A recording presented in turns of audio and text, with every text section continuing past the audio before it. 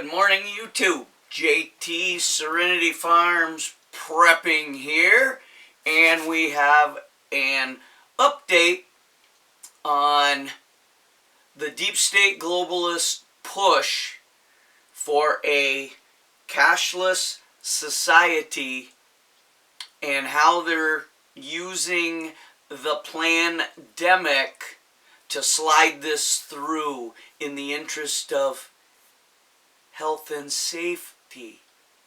Okay, so we already know that there's a massive push to collapse our economy. Always has been. The left has always wanted a one world global currency and cabal enslaving us all. That push has never been about bringing third world shithole countries up out of their misery. It's only been about taking wealthy countries and bringing them down to the level of third world shithole countries. That's how the left operates. If they bring everyone up to a level comparative, or at least pulling these third world countries out of their shithole status and making them economic and societal equals where they can thrive, be happy, and be their own nation, then the globalists lose power and control over these countries. So everything you've seen during your lifetime, the global warming hoax, the racism, the bigotry, the hatred, the wars, this latest pandemic, everything has been designed to bring the U.S., Britain, and other countries down by collapsing their societies through immoral, unethical, cultural anarchy and terrorism like we're seeing. The economy, selling everything to China like our treasonous Libtard politicians did for 8 years. And there was a couple rhinos in there. The Bushes count. Alright, so, as we know, a huge and most important part of this pandemic would be disarming a people. Because while the globalists may be evil, sick, twisted,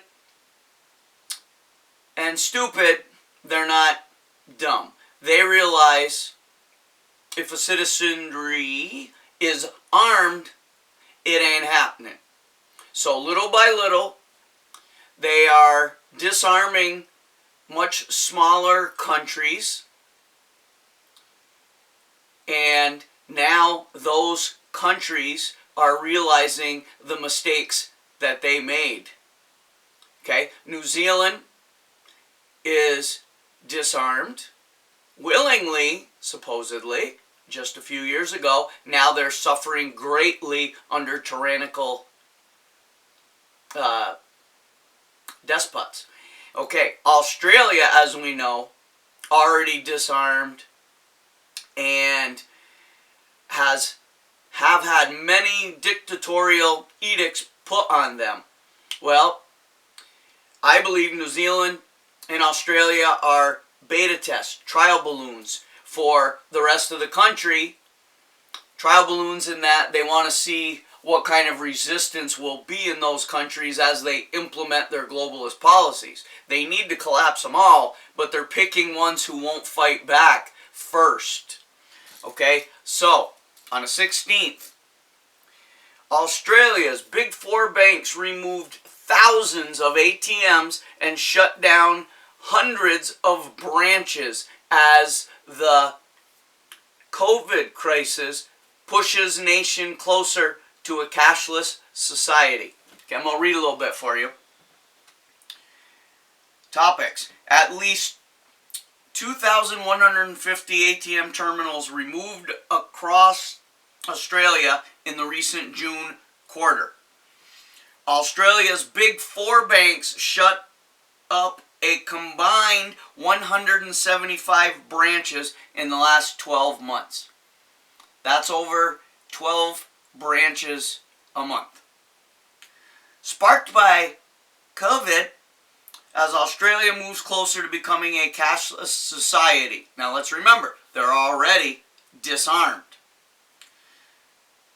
Opinions are divided over branch and ATM closures, which will inconvenience the elderly.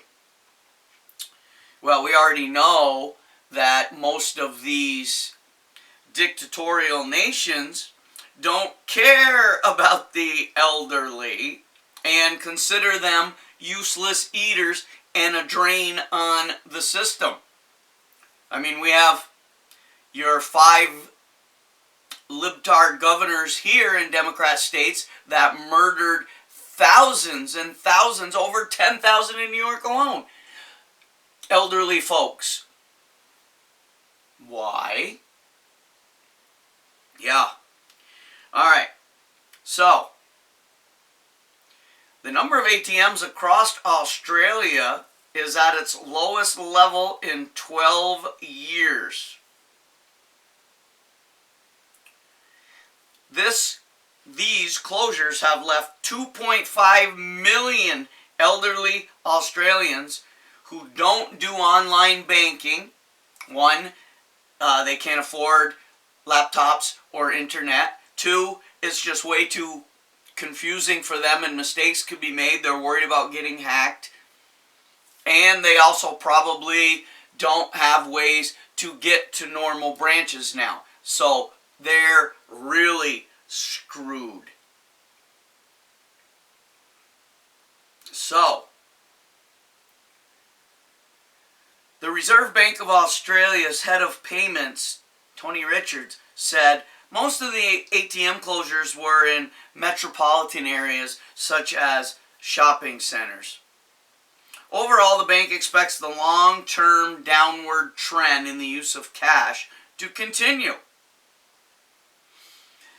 Technology and data play a key role in how banks do their business, and paper money is just not that important. Many of the elderly Australians are having services taken away from them that is going to make their lives even more difficult. A couple people said, "This is stupid. If I wasn't living with my son and my family, I would not be able to have the internet. So how do low income and pensioners get their money? Oh, we'll be forced to walk into a bank and be charged. Profit before people as usual," a woman posted on Facebook. Well, it is about profit and it is about before people, but it's not about forcing you to walk into a bank per se to get cash. It's about forcing everyone across the world to have to use some form of digital currency to buy, sell, trade, travel, breathe, every aspect of your life. You can be tracked from the time you get up until the time you go to bed. Excuse me. The government is using COVID as a way to push forward their cashless society. So, we already know some libtards in Australia think that the bank closures were more about profits. You know, that's how dumb these people are, how blind they are that they cannot see what it's really about. Because they've been told by their puppet masters how evil big banks are to turn them against the banks. At the same time, these stupid idiots think that it's about bank profit instead of the banks taking away their cash. There will still be some banks if a cashless society is implemented. There has to be a place for you to go to be funneled into to be tracked. Alright? So this is all a coordinated effort. Okay? They're just a good ways ahead of us into implementing a cashless society in Australia. All right, here's a question. If they do this in Australia, which I see it happening within the next few months, Australia goes completely cashless. Okay, how does that work if someone wants to leave Australia to just visit somewhere else that's not cashless? Is there going to be a place where they can go, scan themselves in, and actually get cash to go somewhere? Or until the entire planet has been forced into a cashless society, is Australia going to be completely locked down in the sense that no one can leave the country because they have no money that other countries are still using? There's no mention of that scenario in this article. All they're talking about is how they're eventually going to be cashless. Well, how the hell does that work? It's going to work the same way that it's going to work worldwide when people like you and I, patriots, refuse to go digital currency, aka vaccines. Alright? What am I going to be able to do when I refuse to take the vaccine or go digital? Now, if they implement digital currency, cashless society, I'm going to have no choice in that. The money will be gone.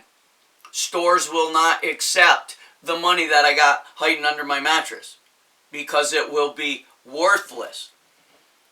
I think everyone will be given a chance to take their wad of money into a central bank. And for instance, I have $100 in cash. I'll go into a bank and the bank will say, okay, I understand that you have $100 in cash, but that is no longer United States currency. So we're going to have to give you digital credits at the rate that we have determined $100 former U.S. cash is now worth. I may walk out of there with 50 digital currency, maybe 25. It all depends what the big corporations determine each dollar is going to be worth when they switch them to digital currency. And they're going to set this policy, and there's not a thing that anyone's going to be able to do about it. These corporations will give you 10 cents on your dollar, and the 90 cents goes right into their pockets and coffers to make them more wealthy. Because they're just determining for the rest of us what the exchange rate would be from dollars to whatever currency they choose. And then they suck up the rest. So it'd be dual for them. Getting us all on digital currency to track us. And by tracking, you get to determine where I eat, what I eat, how much I buy, when I buy it, where I travel, do I get gas, how much gas did I get, how many miles did I put on my car, was I violating all the new rules that'll come with it in terms of allotted travel per week, or food rations, medication, hospital visits. Every single aspect of your life will be controlled, and that's what it's about. So, back to me refusing to go along with the program. What are my options going to be? I will be a marked man, a wanted man, a dangerous man, a threat to the globalist anarchy. That's not going to be allowed. So for a while, we are 300 million people spread out over a large, vast area. They can do away with cash tomorrow, because almost everyone has a debit credit card. Doing away with the cash will limit you to purchases and anything based on what you currently have in your bank or credit union today. Then there would be an exchange rate. So what you have today won't be what you have tomorrow. Okay? In an instant, overnight, with the push of a button, they could automatically be controlling every single person in the United States, just based on the banking system. Go to bed tonight and everyone wakes up tomorrow with a set amount in their account based on what the exchange rate was, or none. Most people have nothing in a bank or credit union. So, imagine that panic within 2 days, with no one having more than a 3-day supply of food in their house, no one being able to go buy medications, no one being able to buy gas to travel, nothing. People will bend over backwards with whatever set of new rules they come down overnight, out of fear, most out of obedience. What is going to happen? They'll put out a broadcast, here is how everyone becomes part of the new digital system. It will involve vaccinations. It'll involve people going down to their former banking establishment and getting either a vaccination or a digital card. They're not going to let us walk around without some kind of tracking device inside us, because it's not really about the money. It's about the control. And if we have a card, I can leave that card on my table and go out and about all day long without a phone, without anything, and they might not know where I am. That's not going to be allowed anymore, because if they don't know where you are, then you're plotting and planning against their tyrannical dictatorships. So, how long will I be a free man by refusing to become part of the digital society? That remains to be determined.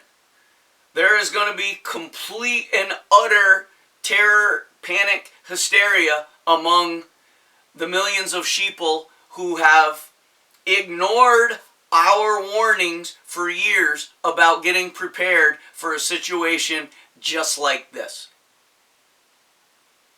Those people will be rioting, looting, burning, kind of like we see now.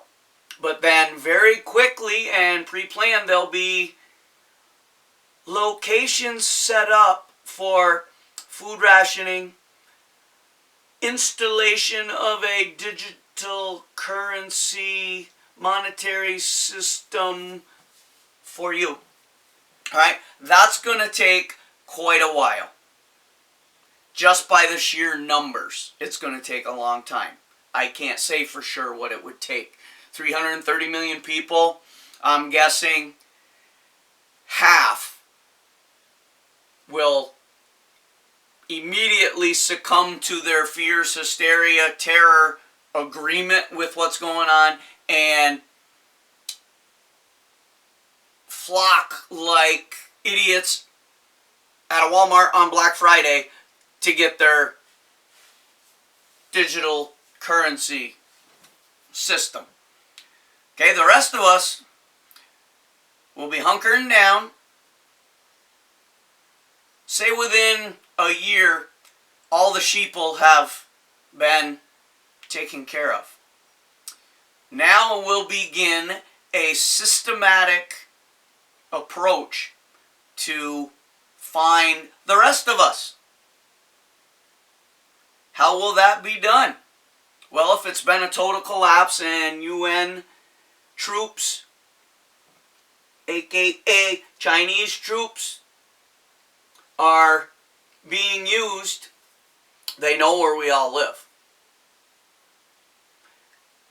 You cannot go completely gray man after this happens. There's nowhere to run. Okay, my bug out location is my compound. I have a place that I can run to for a short period of time, but it's not stocked up for years and years, and it's not so isolated in the middle of nowhere that I couldn't get to it. How am I going to drive? Don't think for a minute that the night they push the button the next morning, there are not roadblocks set up everywhere and checkpoints. Or at least within a week. Now the roadblocks and checkpoints won't be much good until the sheeple have been vaccinated, because otherwise everyone pulling up there, no one's had a chance to do it yet. So they're going to be checking people for what? They don't know. Okay? But eventually there will be. You're not going to survive alone for any length of time because we just don't have the setup. My bug out camp has set up for about 3 months. This will be a situation for a lifetime if it happens. None of us are prepared for that unless we're where we're at. And then we're where we're at. Eventually, they will come for us.